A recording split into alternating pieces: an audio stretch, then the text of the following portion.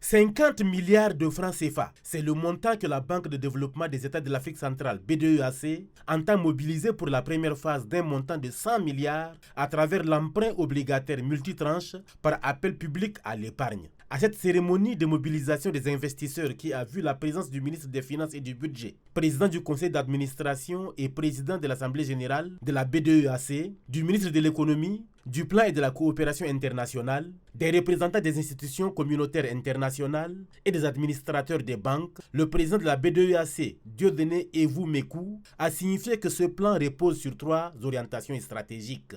Contribuer fortement à l'intégration économique régionale, au développement durable et à l'amélioration des conditions de vie des populations, renforcer et diversifier les ressources mobilisées, ce que nous essayons de faire aujourd'hui, transformer et moderniser la BDAC.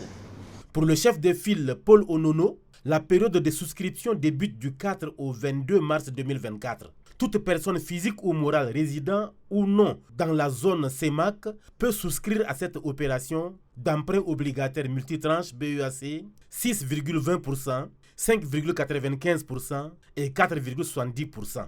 Les investisseurs intéressés par le présent emprunt peuvent se rapprocher des sociétés de bourse et des banques membres du syndicat habilités à recevoir les placements. Le ministre des Finances et du Budget, Tahir Hamid Ngilin, par ailleurs président du conseil d'administration et président de l'Assemblée générale de la BDEAC, souligne que cette institution est le premier outil de développement en Afrique. La BDEAC doit être notre premier outil de développement.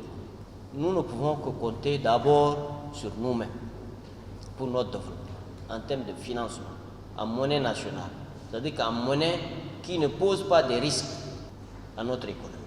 La puissance, la force et l'évolution de la BDEAC est essentielle pour que nos économies s'en sortent.